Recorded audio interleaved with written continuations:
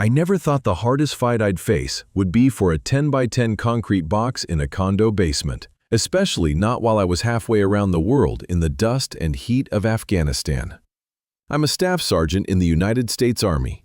My job involves logistics, making sure my guys have what they need to do their jobs and come home safe.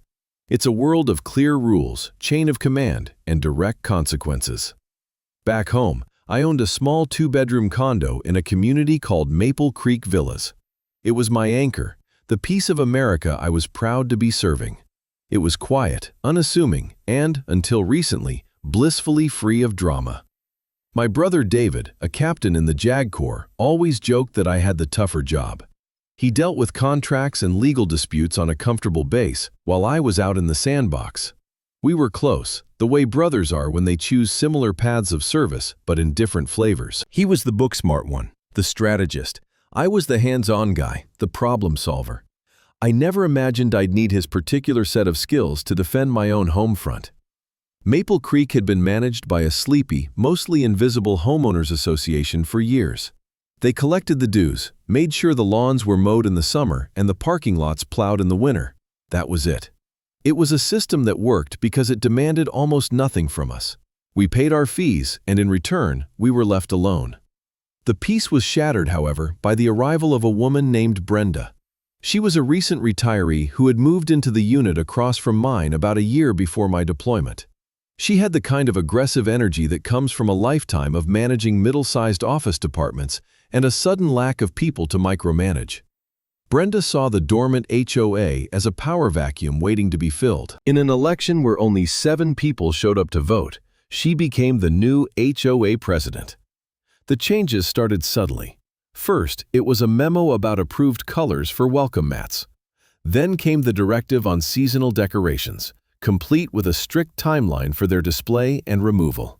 People grumbled, but it was easier to buy a beige mat than to fight about it. I was getting these email updates forwarded to me in Afghanistan, reading them in the dead of night in a tent filled with the low hum of generators. I'd roll my eyes, delete the message, and get back to worrying about things that actually mattered, like convoy security and inventory reports. I figured it was just the kind of petty nonsense that happened in the civilian world. Before I left for my tour, I had set everything up to run on autopilot. My mortgage, my utilities, and my HOA dues were all on automatic payment from my bank account. I packed anything of personal or sentimental value into the storage unit assigned to my condo in the building's basement. It contained photo albums, my father's old tools, furniture that wouldn't fit in the rented space my tenant was using, and various keepsakes from a life spent moving around. It was my history packed into cardboard boxes, secured behind a heavy-duty padlock. I gave a spare key to my condo to my neighbor, Mr. Harris, a kind older gentleman who promised to keep an eye on things. I felt secure, thinking I had all my bases covered. The inciting incident, the grain of sand that would grow into a mountain of legal trouble, was something I couldn't have possibly anticipated. Brenda, in her infinite wisdom, decided the basement storage area lacked visual uniformity. She decreed that all storage units must be fitted with a specific HOA-approved model of lock, which, coincidentally, had to be purchased through a company owned by her nephew. A notice was sent out, giving residents 30 days to comply. That notice, along with several others, was sent via certified mail to my condo, where it sat, unclaimed, in a growing pile in my mailbox. Of course, I never saw the notice. My communication with the outside world was limited to spotty internet and the occasional satellite phone call. At the same time, Brenda launched another initiative. She claimed the HOA's bank had updated its payment processing system, and as a result, several automatic payments, including mine, had failed to process. This was a deliberate lie. She had instructed the management company to change the routing numbers without properly informing the residents, creating a manufactured crisis of late payments that she could profit from through exorbitant late fees.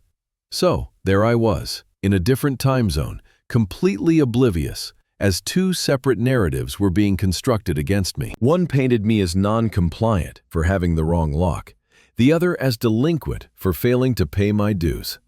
The threats began to escalate in the letters I never received. A $25 fine for the lock became $50, then $100. The missed $75 HOA fee ballooned with late charges and administrative penalties until it was over $500. Finally, Brenda invoked an obscure bylaw, one she had likely drafted herself, stating that the HOA could seize the contents of a storage unit to cover outstanding debts. Mr. Harris tried to intervene. He was a retired history teacher, a man who believed in decency and order. He saw the notices piling up and knew something was wrong. He attended the next HOA meeting specifically to address it. "You know Sergeant Miller is deployed, Brenda," he said, his voice calm but firm. "He's serving in Afghanistan. You can't seriously be fining him for a padlock." Brenda's response was cold and dismissive. "The rules are the rules, Mr. Harris. There are no exceptions for anyone. If he can't manage his affairs from overseas, perhaps he should have planned better." Her tone was final. To her, my service was not a sacrifice. It was an inconvenience, an excuse that threatened the perfect, uniform world she was trying to build in our little corner of suburbia. The deadline came and went. Acting with the full authority she had granted herself, Brenda hired a locksmith to cut the lock on my storage unit. She, along with 2 other sycophantic board members, took a cursory inventory of my life's possessions, declared them abandoned property, and scheduled a public auction to be held in 2 weeks to recoup the association's losses. My personal history was about to be sold off to the highest bidder to cover a debt I didn't actually owe, for a violation I was never told about. The first inkling I had that something was seriously wrong came in the form of a garbled email from my brother. The subject line just said, "Call me, urgent." The body of the message was a forward from a friend of Mr. Harris, who had finally found a way to get a message out. It was short and alarming. "They cut the lock on your storage. Talking about an auction. Brenda from the HOA. Call." My blood ran cold. An auction? It made no sense. I found a working satellite phone and called David. The connection was terrible, full of static and delay, but I managed to lay out what little I knew. His voice, usually so calm and measured, had a hard edge I hadn't heard in years. "An auction? For what?" "I don't know, Dave," I said, my frustration mounting. "Something about a lock, maybe dues." "I have no idea. All my bills are on autopay. Nothing has ever been late." "Okay, listen to me," he said, his JAG officer persona kicking in. "This sounds completely illegal. Don't worry about it from over there. You focus on your job and staying safe. I'll handle it, but I need you to get me some things. Email me your deployment orders, your HOA agreement, and any proof you have of your autopay setup. I'm going to shut this down." Hanging up, I felt a strange mixture of white-hot anger and profound relief. I was powerless, stuck thousands of miles away while my personal space was being violated, but now my brother was on it. Brenda had no idea what she had just started. She thought she was dealing with an absent homeowner. She was about to deal with a pissed-off JAG officer. David moved fast. As soon as he received my documents, he began his own investigation. He contacted the HOA management company, a third-party firm that Brenda had hired. They were evasive at first, but the mention of his rank and title, Captain David Miller, Judge Advocate General's Corps, tended to make people more cooperative. He got copies of the notices, the meeting minutes, and the supposed evidence of my delinquency. The pieces started to fall into place. He saw the manufactured nature of the late fees, cross-referencing the HOA's claim with my bank statements, which clearly showed the payment had been sent on time and returned due to the changed account information. He read the minutes of the meeting where Brenda had pushed through the new padlock rule with little to no discussion. He spoke with Mr. Harris, who gave him a detailed first-hand account of Brenda's dismissive attitude toward my military service. He was building a solid case based on the HOA's own procedural violations, but he was looking for a silver bullet, something that would stop the auction dead in its tracks and hold Brenda personally accountable. He spent an entire night poring over legal databases, cross-referencing state property law with federal statutes. And then he found it. The Service Members Civil Relief Act, or SCRA. It was the revelation that changed everything. The SCRA is a federal law designed to protect active-duty military personnel from exactly this kind of predatory action. It provides a broad range of protections, from breaking rental leases to foreclosure proceedings. One of its key provisions explicitly forbids the enforcement of a storage lien against a service member during their period of military service and for 90 days thereafter without a specific court order. Brenda hadn't just violated some petty HOA bylaw. She had willfully broken federal law. Cutting my lock and seizing my property wasn't just a procedural error. It was a crime. The entire dynamic shifted. David was no longer on the defensive, simply trying to stop the sale. He was now on the offensive, armed with a federal statute that carried severe penalties, including hefty fines and the possibility of prison time. His strategy crystallized. He wasn't just going to get my property back. He was going to dismantle Brenda's little empire. He drafted a cease and desist letter addressed to Brenda and the entire HOA board. It was a masterpiece of legal intimidation. It calmly and methodically laid out their violations of their own bylaws, the fraudulent nature of the fees, and then, in no uncertain terms, it detailed their flagrant violation of the Service Members Civil Relief Act. He cited the specific statute, 50 U.S. Code Section 3958, Enforcement of Storage Liens. He explained that their actions constituted illegal seizure and conversion of property belonging to an active-duty service member deployed to a combat zone. He concluded the letter by demanding the immediate cessation of all auction proceedings, the removal of all fines and fees from my account, and a formal written apology. He gave them 48 hours to comply, after which he would pursue all available civil and criminal remedies at the federal level. He didn't just mail the letter. He knew that wouldn't be enough. The auction was scheduled for the upcoming Saturday, just 3 days away. He booked the next flight from his base in Virginia to my hometown. He was going to deliver his message in person at the emergency HOA meeting Brenda had called to finalize the auction details. He decided to wear his uniform. The HOA meeting was held in the community's small, stuffy clubhouse. About 30 residents were there, most of them drawn by the morbid curiosity of the auction. Brenda was at the front of the room, radiating self-importance as she went over the procedure for the sale of my belongings. She was in her element, the queen of her small, beige-carpeted castle. The door opened, and David walked in. He was wearing his Class A uniform, the deep blue jacket perfectly pressed, the ribbons and medals on his chest gleaming under the fluorescent lights. The room went silent. Every head turned to look at this imposing figure who had just entered their mundane little meeting. Brenda, momentarily flustered, regained her composure. "I'm sorry, sir. This is a private meeting for residents of Maple Creek Villas only." David walked calmly to the front of the room. "I'm Captain David Miller of the United States Army JAG Corps," he said, his voice quiet but carrying to every corner of the room. "I am here as the legal representative for my brother, Staff Sergeant Thomas Miller, the owner of Unit 7B. He placed his leather briefcase on the table and opened it. "I hold his power of attorney. I believe you've been trying to sell his personal property." A murmur went through the crowd. Brenda's face tightened. "We are simply following HOA procedure to recoup unpaid debts," she snapped, trying to regain control. "Your brother has been non-responsive and is in violation of multiple community rules."